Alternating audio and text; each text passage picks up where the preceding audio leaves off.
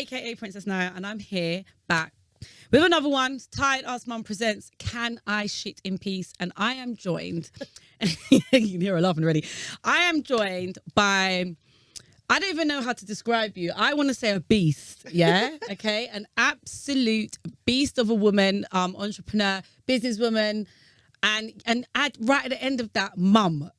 Yeah, which is really, really, really wild. But yeah, so I'm joined by you. Thank you so much for coming today, TT. Yeah, I'm really excited to have you here. And just have a chat, man. Do you know what I mean? Like, so yeah, can you want to tell the people who you are, what you do? Maybe don't tell them everything that you do because it might, do you know what I mean? We might get a bit much. Just give them an insight. So my name's Tanvi.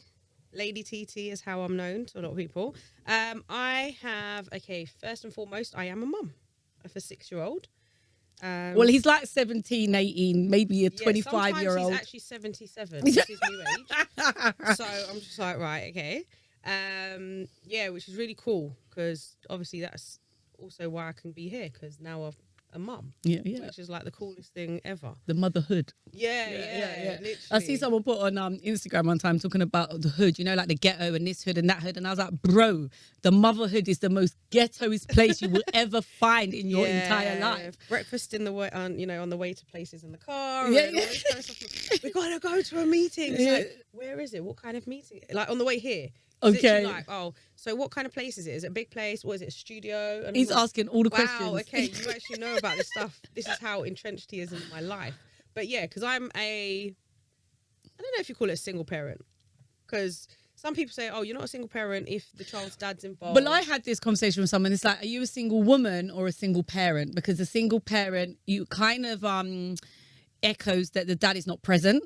And not around. So if dad is around, then technically you're kind of not single. You're co-parenting situation. And I think that men have come up with this because some dads that are very involved don't like the fact that the mum's saying, I'm a single parent mum, I do everything myself, when they actually bring something to the table. So I think it's a bit of a great area. So yes, I'm a single woman that's a primary carer. Yeah. Hey, I like that one. You're the primary carer. I'm the primary carer. Okay. So there's a lot of primary carer mum. Yeah, the primary carer mum. That's it. And yes, I have a business, the Cake Tail Club, which is a bar and a restaurant, as well as a mobile service, which has gone into now. Yep. Which is really hectic. And it's very cool. It sounds so sick as well. Like the whole, if anybody has had the opportunity to actually visit a Cake Tail Club while it was been open, you'll know that not only the food is amazing, but they have amazing cocktails as well. So the drink concoctions that you're guaning over there is a mess up. Yeah, I remember when we done Kizzy's party and you done welcome cocktails for all the parents, and they were like, "Oh my god, what is this? Like cake in a cup? Like it's absolutely insane." It is. It's so much fun because the whole concept is so. With the Cake Tail Club, we initially started like 3 years ago, and it was so we opened 2 days after his 3rd birthday. Wow, which was like. Insane. We're doing what? Okay, cool. It's great because, you get birthday parties in a location all the time. Yeah. Apart from when you get flooded like you do. Which we'll go into anyway, or maybe not. But yeah, so we initially opened and it was like a savoury menu, a sweet menu, all this kind of stuff. And now we've done a brand split because the savoury menu took off so much. So we've got Dope Birds, which is a brand split. That's my brother deals with. And now I just deal with the Cake Tail Club, which is the cakes, the cocktails and all this kind of stuff. Right, makes sense. And your brother really chefs up though, innit? Like he really gets it in. Like he really, really does. We've got 2 awards with Dope Birds this year. We got 1 with the Cake Tail Club last year. Okay, amazing. And it's like under all the constraints and all the changes and all the issues and suspicions and the lockdown and the this and the that, you guys are still flying. Do you know what I mean? So you should be really proud of yourself, man. Yeah, I mean sometimes I think you get overwhelmed because you're just doing. Yeah. Especially when you are a mum. I mean, as a normal human, you just get on with stuff. But then when you're a mum, it's like you have to school run. You got to do this. You got to do after school clubs. You got to do weekends clubs, homework. Do I need to get your hair done? Do I need to get your clothes ironed? Really, can you just wear the shirt creased under your school jumper? Yeah. And you know the funniest one is this, when you're going out somewhere, and obviously when the kids start going to school, you would notice that they don't need hardly any clothes anymore because they're in their uniform all the time. So they just need house clothes. And then you're getting ready to go out and then you go in the wardrobe and you put on some jeans or something and then you turn around and they're like ankle swingers. And you're like, when did you grow? And why are these clothes so small? And oh my God, now I need to, right. Do you know what I mean? I think one time I was out and Dean was getting Kizzy ready to take her out with her and he's called me, he's like, her clothes don't fit. And I'm like, okay, choose something else. I'm like, I don't test the clothes out, and I don't know when she grows. Do you know what I mean? I'm really like, what am I meant to do here? Like someone bought him a pair of Armani jeans. Now, I'm totally not gonna buy designer clothes for him. Yeah. Because Here today, gone tomorrow. in 3 minutes, they don't fit anymore. Yeah, or they kick them out or mash up the tights. Things that the knees come You don't out. even get that far. Yeah. Like, so I've put these jeans on. He's worn them twice. I'm like, okay. He's very slim. So I was like, right, these are shorts now. Oh my God, yeah. So I was Improvisation. Like, so I cut them off and I was like, great, you've got nice little Armani shorts. Now they're too skinny for him. So I was like, okay, just what do you do with them now? Give them away, get rid of them, whatever. Yeah. But so what do you do with your stuff then? Okay, so like, you know, because obviously it's like every season, it's like a massive barrage of you collect a load of stuff that just doesn't fit anymore, or you know by this time next year it ain't fitting anymore because it's seasonal. What do you do with the stuff? I've done a multitude of stuff. A lot of the stuff I've given to charity, like sent abroad and stuff like that. But then we've got some of us who have got friend in our friend circle. We have Younger this boys. little hand-me-down thing. Okay, so I've got friends who their sons are maybe a year and a half older. I've got a cousin, like, you know, there's children who are a bit older. So we get the hand-me-down. Okay, and then you transfer it on. We've got stuff that we've passed on as well. And I'm like, you know what? This is what we used to do when we were younger. up. I was about to say that. So, you know, when you was younger, like the hand-me-down scenario was just normal. It's just normal life. I remember my sister's 3 years younger than me, so she basically got everything. This is, there you go. Like, it makes so much sense. It makes so much sense. I said last year, I was like, oh, he needs a new coat. So I said to his dad, oh, he needs a new coat, and he's got a couple of siblings that are older than him. So he's like, oh, he's getting rid of his coats. I was like, okay, that's fine.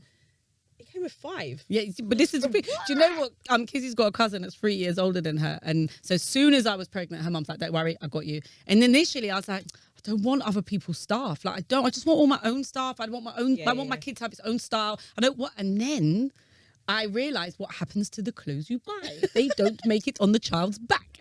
And then I was like, bring everything to me. You know, and literally, she's a lifesaver because it's like now I'm actually have the privilege of just buying things I really want. So it's like I can get one really cool coat that she might hardly ever wear because, as you said, she's got 5 from her cousin. It's absolutely insane. Like, I think as a new mum, like when it's your first child, dumb. You kind of just go at the beginning, I want new.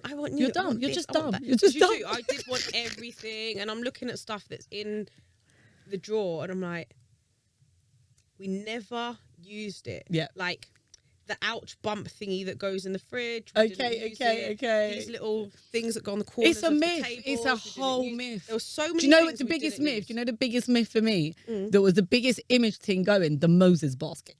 Okay, the Moses basket. Like the Moses basket. It was basically, I can't even, maybe 6 or 7 times that child was in there. So I didn't get one. Yeah, see, you were smart. I had a crib, which was like a small little cot.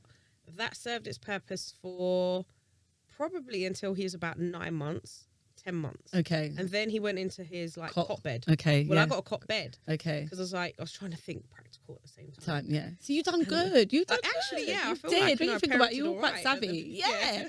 So the cot bed is what he uses now. Okay. Cool. As his bed.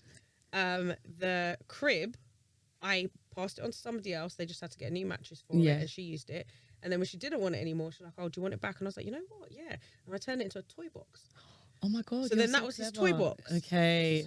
Now you're good. You're very creative. Yeah, you was really really good. I've been watching little things, you know, like you watch these hack things. On, on YouTube. It's like, how can I make that work for myself? Like Danny, like.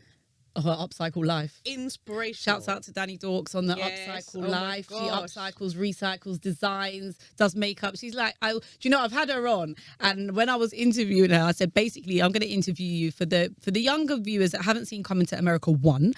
There's a scene where the girl says, I want to be an actress. I want to be a movie star. I'm going to direct my own movie, star in my own movies. I'm like, that is her. She's just exceptionally good at a lot of stuff.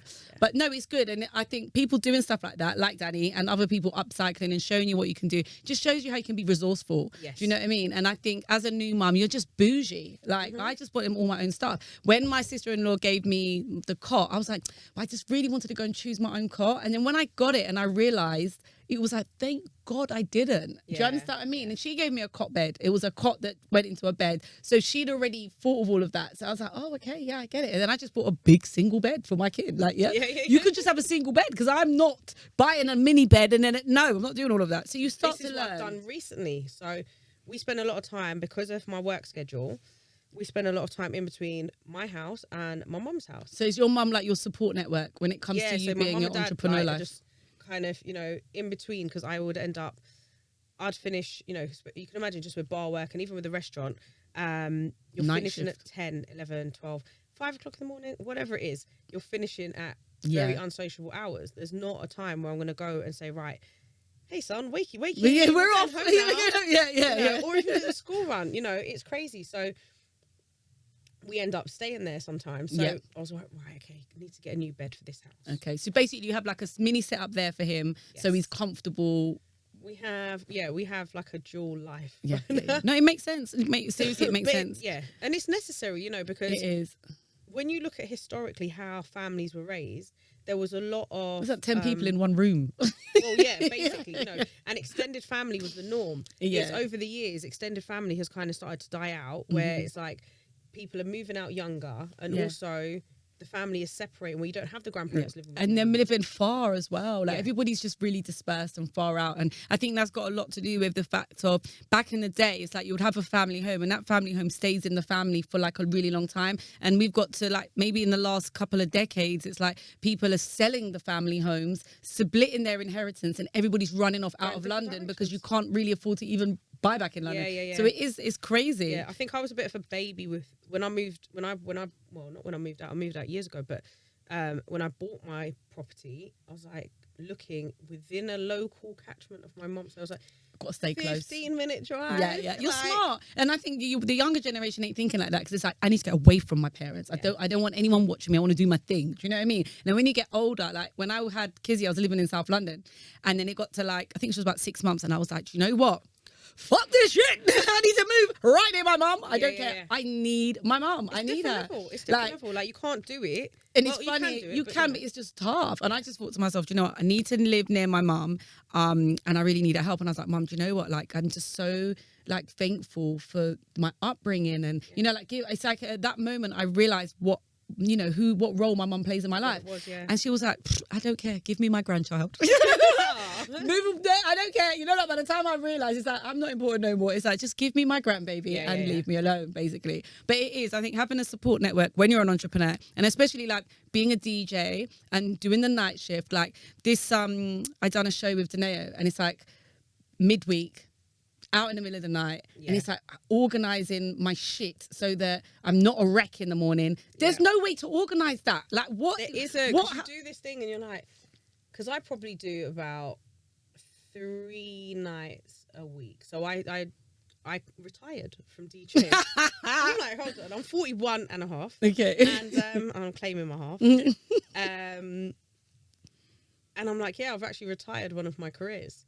Wow. Which is crazy. So you're not DJing no more? No. Real retirement, yeah? Yeah. I mean, there's a few people who kind of want me to come out drag you out, and do a couple of things. And the charity that I volunteer for, which is Halo Children's Foundation, if they do things, I will do stuff for them. Okay. But other than that, selective. Yeah, it's very selective. Like, and what is the reason behind that? Just when I had my son. Yeah, it's just too much. My last DJ booking that I did properly was when I was 5 months pregnant. And I felt so vulnerable being in a club, being pregnant. You do. I was like, because you feel when you're pregnant and you're carrying, you feel vulnerable walking down the street. I remember the first time I realized, oh my God, I could get hit down by a car and my baby would be damaged. You know, like that's the thought process. Before that, I'd never thought. I'm just crossing the road. I was just always, like, not invincible. But you are. Like, it's like, I can down the road, just skip down the road. You don't think about nothing like that. I've never ever thought like that. And I was in this place and I was like, I just want to go home. Yeah. It's wild. Literally just want to go home. And so like, this is my last booking. Actually, it's the last one. Yeah, I'm out. And so that was my last booking. And then I did one event. I think I did 1 or 2 DJ bookings. Like I said, for Halo, after he was born. But that was it, because it was a conscious decision. I've been in the music industry or music media for like 24 years. Yeah, since I was 17, and there's so much of a life that you live with that. It was great. But then knowing all of that and then being a mum, and I started late in life, so I had him when I was 35. Okay, so it's like new chapters, new arenas, and I owe you something different in life. Yeah, you know, it's true. I don't want to be kind of, oh, here, somebody take him, or mum here, dad here, all the time. Whoever, when you're my son. Yeah, but that's the whole mum guilt thing. This is what it is. It's like you get to the stage where you think, okay, how much of my life am I willing to sacrifice so that I can give you what I want to give you, but I don't put my life on pause at the same time. So then you start juggling your balls, and it's like you may have had 10 up there, and then you're like, right, I got to get down to like 3 because it's unrealistic of me to think physically I can give every single one of these projects or whatever it is the attention that they all deserve. Do you know what I mean? Irrespective of each other. The things that your child deserves. Yeah, because you don't get that time back. And I think when you're an entrepreneur, especially, you have your baby and you think, I've got to get back to work, got to get back to work, got to get back to work. And then by the time your child is like, well, 5, 6, 7, then you start realizing, wow, where's my baby gone? This is what happened recently. Okay. So when I had him, I was employed. Yeah. And then he was 2 when I left that job, and we got the restaurant and all this kind of stuff. Like I said, we opened it 2 days after his 3rd birthday. So we've got a restaurant, a whole full-on restaurant. It's like a whole other child. Oh my God, yeah, it is. And it's like a teenager. The emotion of it is mad. actually like a whole other child. It is. Literally, that's my baby. Yeah, 100%. And no one, I think when you're an entrepreneur, it's like, I think before I had my daughter, I used to equivalate businesses to children and say, yeah, do you know, it's exactly the same because you put blood, sweat and tears into it. The only thing is with having a business is that you can go away and just sleep and you can get away from it. Whereas with the child, I learned sooner or later that I cannot bleach for 24 hours to meet my deadline because the next 24 hours, I just can't physically do it because this person needs whatever it needs. And I think that's when I realized, oh my God, no, this is very different. Like it's the same, but it's not. Yeah, I woke up with a foot in my face and knee in my shoulder. And I'm like, look, I've had about 2 hours sleep. Yeah, it's wild. So, when you're saying tired ass mum, I was like, yeah, this is so fitting to there because I am a tired ass mum. It's the truth. And even when I was doing my makeup, I was like, give me some life, give me some life. Bring the concealer, bring everything. Whoever made makeup. No, it's so we true. appreciate you so much. We do, but the tired ass mum life is crazy. Like even when I've seen you in action in the Cake Tale Club when I've come in a few times, and it's like I really like how you involve your son in your business and letting him see what it is you're doing, the ownership, the fact that he was like, and he was what, 4 or something, walking around taking drink orders, and it's like, bro. Like, do you know what I mean? That type of example is priceless. It's actually priceless. And I think those are the moments that when he gets older, he'll really respect and be like, yeah, my mom's a G. For me as well, I think it gives me validation. Yeah. Because so I had a new member of staff starting once, and he was like, and I said, right, so I'm going to just go through a few things with you. He's like, I'm going to do it. I said, yeah, go on then. I'm quite playful with him as well. Yeah, Let's see what this is going to happen. Let's see what's going to happen now. So he said, and she was kind of sitting there slumped, as a lot of young people do. Jobs, overly relaxed before you've even started. Yeah. And I'm like, okay. So he's like, you don't just sit down. You do things. There's always something to do. That's coming from you. Tidy. You've got to tidy. You've got to clean. You've got to do things. You've got to make sure everything's proper. Like, and if you're not sure, then you ask. And I was like, oh, that's my guy. Yeah. Did you listen to everything I said? They're like sponges. They're literally like sponges. The good, the bad, and the ugly. The good, the bad, and ugly, they are going to repeat to you at some time. Yes. And when it's the good stuff, it feels amazing. And then when it's the bad stuff, I'm not even going to go there. But yeah, I think that's a whole other episode. It's just because it's painful. It really, really, really is painful. Some of the stuff that he says, I'm like, hey. That's not for you to say. And it's like, and also it's like for us as parents, it's like you have to realize that we're talking to them, we're talking around them, we're talking to other people, and they're taking everything in, and they don't know. They don't know that there's some stuff for them and some stuff for us. Not yet. They don't. Yeah. So it's really like, it's a difficult one to tackle sometimes. Like really, really difficult. But it's, it's very, very playful at the same time. Like I remember, I don't remember telling Kizzy what swearing is. I don't remember saying this is a swear word and this isn't. Yeah. And I just remember I was at Starbucks and her and her dad come to pick me up. And I've come out of a little mini Starbucks for her. They do like the baby tuna thing. Yeah. So I've come up because there's your drink, Kizzy. Gave her dad one, got in, and then she went, Mummy, Daddy said a swear word. And then Daddy said a bad word. And then she sipped her thing, like, you know, like Kermit, sipped her drink. And her eyes are tearing out of her head. And her dad said, what? And I said, oh, did he, Kizzy? She said, yeah. And he's like, no, I didn't. He's like, no, I never. And then she said, and I said, what word did he say? And she said, it's a bad word. I said, what does it sound like? She went, f. I said, oh. And then she went, oh, no. Someone tried to cut me up. And he had road rage. So he'd swore in a moment, maybe 10, 15 minutes before, and she sat there and said nothing. And I got in and she knew. And it's like, it made me think, wow, like she knows that it's a swear, but I haven't told her that. But kids have such good intuition. Well, they pick up on everything. And I think they pick up on tone, isn't it? YouTube and all this kind of stuff. So he likes to watch. They watch games. They watch other people playing watching the games. Okay, yeah, I've heard about this. So that's a thing now. And so he's watching these people, but they're swearing. And I'm like, hold on a second. Whoa. This is actually targeted at kids. And then so I'm admitting this out loud. So he, the other day, his teacher goes, oh, I just want to show you something. And I was like, oh God, I'm scared. Go on. So she bought this thing. It's colouring paper. And I was like, oh, colouring. And then she said that. And I was like, so he spelt out the F word. No. But that's on good. Paper. But in a way, it's good because he can spell. I did say to him, it's not Thacker. Oh my God, no, I can't. No, I didn't. But I did think that in my head. Like, oh gosh, this is so orcs. Really just. And I was like, oh, okay, miss. Yeah. I have a word. Yeah. Like, I don't want to say anything more on it, but I'll leave that to you, Mum. Okay. But it's wild. Like, so what was that about? He said, the children were saying, and I was like, so he's getting it from somewhere else. Yeah, well, they're all exposed to it. Everyone's exposed to it. And I think this is the thing that we can't get away from, exposure. But I think exposure is important because the thing is, I don't want it's hard because I don't ever want to hear Kizzy swear. Like, I don't want to hear her swear. I don't think it's tasteful. It's not nice. But I swear like a motherfucker. So, like, for how long am I going to be able to hide that part of me? Do you see what I mean? And I remember growing up, I didn't swear till I was 16 years old. God's truth, yeah? My mum said to me when I was young, these are swear words. I swear, I'm a bad person. But you can make a decision, Naya, to swear or to not swear. You can be like everyone else or you can be an individual. And I made a conscious decision I weren't going to swear. And I didn't. And then I got to 16 and I started and I never stopped. Do you know what it is? I think you get influence as well, like subconsciously. Yeah. And sometimes we just free up this conversation. So I don't swear a lot. Okay. I do. I feel like I swear. I feel like I'm. But then I'll have moments where, like, I'm just like, you know what? It's all coming out. It's all coming out. And it's like every word under the sun. So then, how do you choose? Okay, and like, how do you choose, especially as you're in a co-parenting situation? Because obviously, when he's not in your care, you don't know what's happening. Yeah. So how do you consciously decide what do you expose and what do you try to shield? Do you know what I mean? Like, in terms of... I mean, I'm really fortunate because we have a good relationship. Like, me and his dad have a really good relationship. So we kind of discuss everything. Okay. And so I'll just go, he done this and I don't know. And he'll say, you know, X, Y, Z. And I'm like, oh, yeah, okay, then. So negotiate.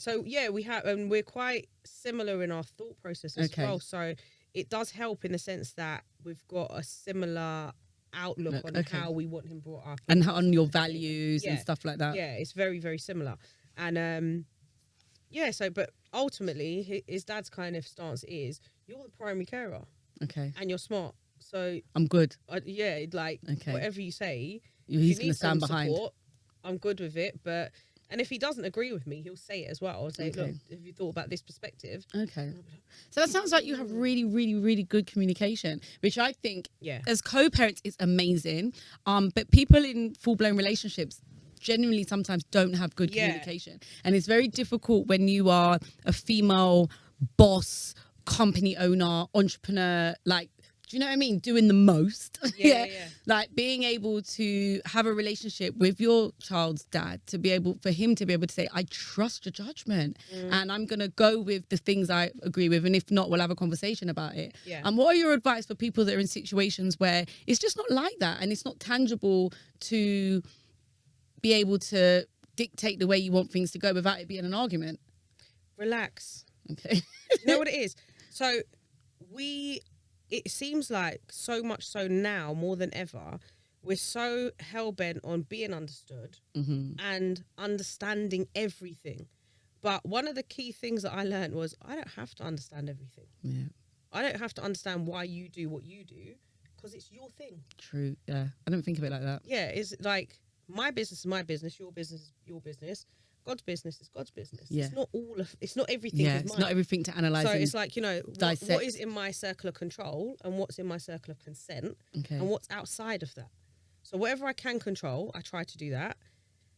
And this is like easier said than done as Yeah, well. of course. Because like I said to you before we started filming, like I didn't sleep last night because I'm overthinking everything else. Yeah. And half of it's out of my control. Yeah. But it's all in my head. Still, yeah, it's not going to stop you going over it. It's still gonna all be there. But at the same time, then I have to reel it back in and say, right, okay. And sometimes I even draw it. Like, here's a circle, that's called consent. Here's a circle, and there's a little crossover bit, and that's called control. There's a bit that crosses over that's my consent and my control. And then there's this other circle that's beyond all of that. Yeah, it's just out. Anything that's outside of that, what do you want me to do?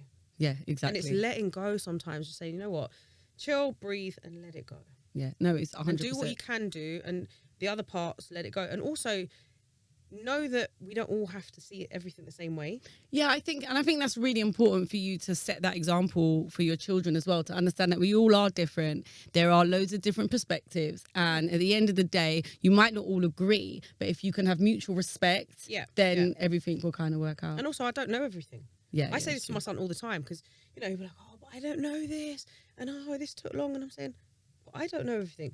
I get things wrong. I make mistakes. I don't get it. It's okay. Yeah, yeah. It's all a learning journey. Do you know what I mean?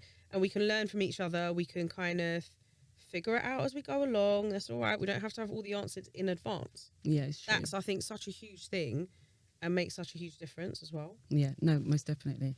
So another big thing that as a mum, I think that a lot of mums are always thinking about is budgeting and finance. And especially when you're working for yourself, you are limited to know what money is going to be coming in down the line. Do you know what I mean? And then for those that are working as well, it's like, what's coming in. So I don't know what is worse, knowing exactly what is coming in and thinking, man, I need more, or not knowing what's coming in, and then just kind of, it's like you work a lot on blind faith when you're working out in business, because you have to believe that your ideas are going to travel and you're going to cultivate some type of need for the service that you're providing or the product that you're giving.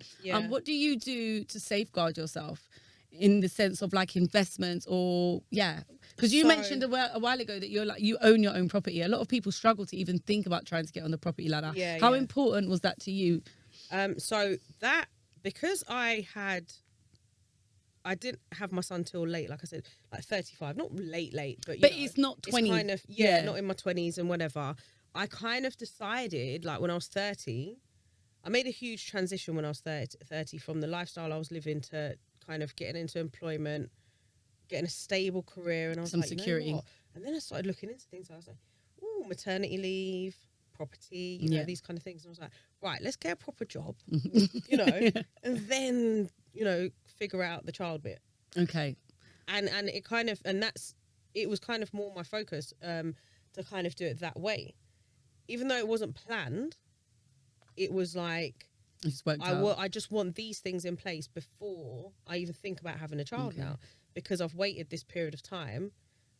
But I think there's a lot of pressure put on women to have all their shit together before they have a kid, and that there might be a lot of women listening that are like waiting for this golden opportunity and this right time. And I really, really believe that there is never a right time, because you're never going to be fully prepared.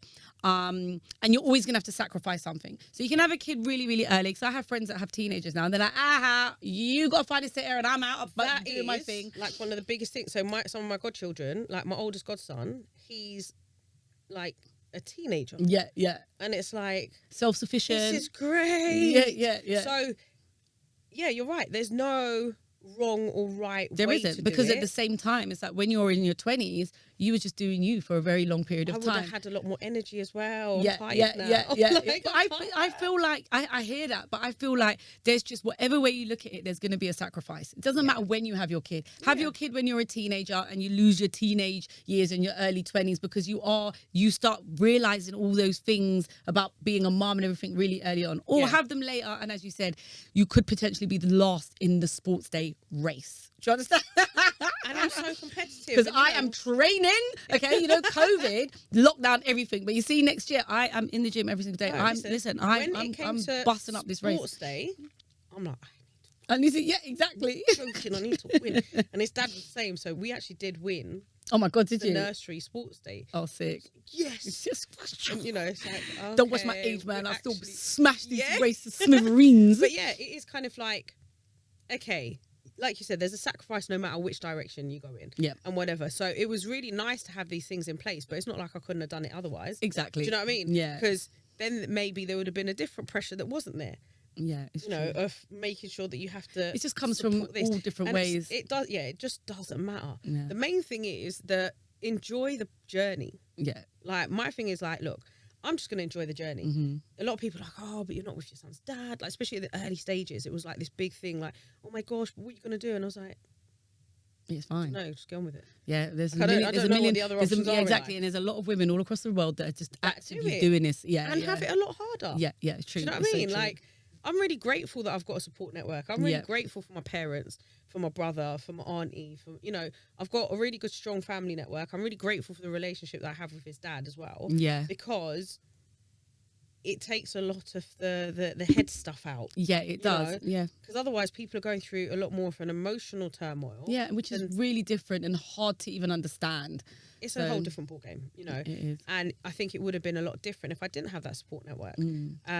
But also just being, I feel like I'm a very resilient person. Yeah. No, you definitely are. Like, I think, like, something that I really admire about you is that it's like you have a lot of tenacity to just keep going. Even when the hurdles are throwing themselves at Yeah. you, a lot of people could just say, yeah, do you know what? That's a reason why not, as opposed to, nah, but it's a reason to keep on going. Yeah, like, I'm just like, what's next? What is next? Yeah. And it has been, I'd say these past 3 years with the business has been mental. Yeah, it's insane. Like, when I say blood, sweat and tears, it's literally blood, sweat and tears. Yeah, and what I've watched with what you do, and I think this is a really good advice to a lot of women out there that want to be entrepreneurs, want to set up your own business. Like, sometimes don't stay asphyxiated on the first idea. It is really important that you pivot and you move and you point your business in the place of the need of the consumer and the customer and the service and the product. Just because you started out saying, I'm going to do bangles, you might end up doing a flipping anklet or a toe ring. Do you understand what I mean? yeah. And that's okay. Like, it's really, really, really okay. And I also think that what I see a lot of people saying, you know, my friends and family don't support, people are haters. You know, you see that thing was like, oh, someone would want to put money in their business and not my business. I also am a strong believer that if you are relying just on your friends and family to support your business, you don't actually have a business. Yeah, you don't. Because they all buy the first time, but they will never be back. Okay, because you're not their demographic. So I think sometimes it's nice to have the support of your network. However, if you can do it without them and you find real customers, then you'll actually stand a better chance. And do you know what? That is very, like, it's a very poignant thing, because even with my son, him being at the restaurant, he has his customer base. Yeah. So there are customers who come in, and because they've got children, and he will sit there and entertain your child. Okay. Come to the restaurant, he will entertain your child. And so he has his own little demographic of people, and they come in, and like, oh, is he in today? And I'm like, no, he only comes in on Sundays or Fridays. So it started, he was in on Sundays when he was like preschool. Okay. And then it was like, okay, now he's only in on Fridays. Yeah. So they were bringing their children in on that a day. Friday. Yeah. And imagine that you're thinking, I'm creating a restaurant that sells cocktails and dinner. You're thinking of all of these things, and then it's like, wow, but I've got a whole extra niche. Yes. The kid gang. Yeah. And that was like becoming a thing, you know. And then I was like, oh, what can we do with this? Yeah. And it just opens you out, man. during lockdown, so we were open for takeaways and stuff. Yep. So year one, we got flooded. We had like a flood from the roof down. Insane. So we had to have this whole big refurbishment. The whole restaurant got kind of stripped and re-put in back together, and it was crazy, but it was kind of like, okay, we got to reinvent ourselves. Yep. You know, and kind of like, okay, Start this is the new again. us coming through, and you know, we redecorated, and it was brighter, and it was funky, and it was fresh. It was like, okay, we're gonna go with it, and we were open for 5 weeks. And that's when we had Kizzy's party. Yes, within you had 5 weeks. Kizzy's party. Yeah. We had the ladies. The ladies' event. night. Yep. That was for International Women's Day. Yeah. And literally, that was March the 5th. And then 2 weeks later, we closed down. Yeah. Why? Because remember, we were all in this whole thing of like, oh, hand sanitizer and Yeah. mindful of numbers and all this kind of stuff. So it was really like a crazy time. We didn't know what was going on. Yeah, it's true. And then we went into lockdown 5 weeks after reopening. And we were like, and I remember crying. Yeah, I remember I literally locked the door because that week leading up to it was a really weird week. And then I locked the door and I was like, really, and I got into a little bit disappointed, man. I was just heartbroken. Yeah, I was totally devastated. And I didn't realise the emotion that was going to come out of it. And the next day I just got ill. I just woke up and I was sick. And I was like, hope it's not COVID. It's all the emotions. Yeah. But yeah, literally. But I ended up going to hospital because, and they was like, oh yeah, and that was pre-testing times. And they were like, it seems that you have to isolate. And I was like, I got to do what? Yeah. Can't go anywhere. And I was at my mum's. And they were like, they confined me to a room. And then she's like, can you just go to your house now? Yeah, can you go, please? So I went to my house, my child, and, you know, we both were at my house. And then I was like, hold on a second, I can breathe. Yeah. Because everyone was forced to stop. Yeah. So then I you don't didn't feel like you're, so you don't feel like I'm slowing down on my own. It's like, it's okay to not do anything right now because nobody's doing anything. But you know what? The craziest thing was, so he was in reception and so they send all this homework stuff. Mm-hmm. I was like, do you want to do movie night? Yeah. So we had like movie nights and waking up late and all this stuff. And then I was like, all right, let's get into a bit of a routine. Yeah. We should be out of pajamas by 5 o'clock. Yeah, at least. But it was nice just for a few weeks to just like breathe. And I was like, actually, this thing's okay. Yeah, no, it is. Then it was like, all right, now what? And then we started reinventing ourselves. Then we back open for takeaways and stuff. And then someone contacted me and said, oh, can you do like baking classes for kids online? Like, or do you know someone? I was like, yeah, me. Yeah, I can do that. Never done it before. Wow. I was like, oh, I can do it because, you know, I can. That's my life. I freestyle it through.